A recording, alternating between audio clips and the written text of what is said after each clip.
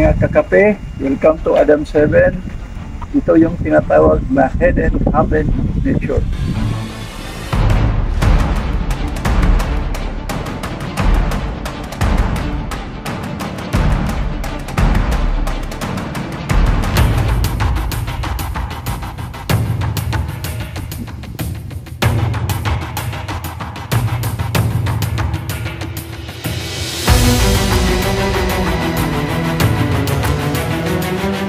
Natin produce na siya ng bunga.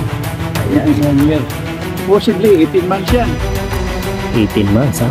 Oh, bilhin siya. Tingnan natin. Ayaw sa rabbit production. Maraming nagtatanong. Bakit?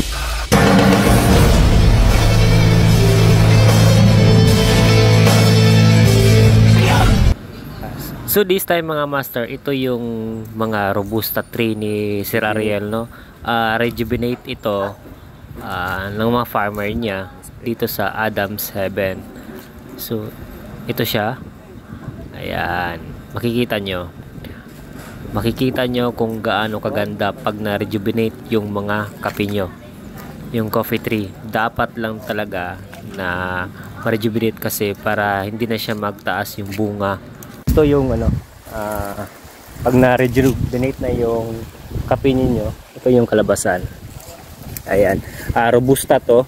Nasa mahigit nasa mahigit 7 years old na kape na to. Ayan, tingnan nyo.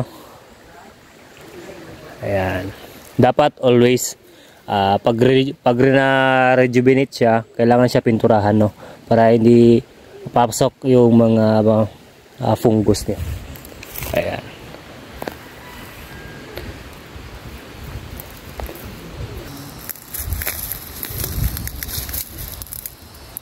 Medyo may maraming problema pero nakikita naman natin na very productive.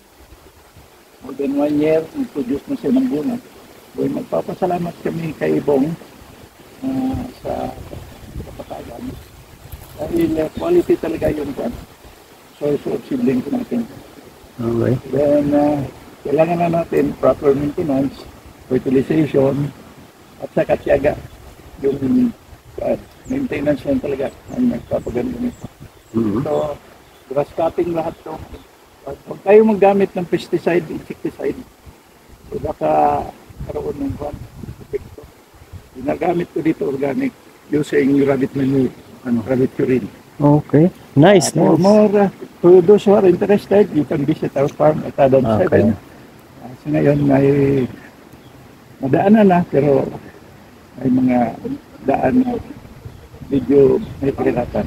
Okay. Later on siguro, gaganda na rin yan. Salamat.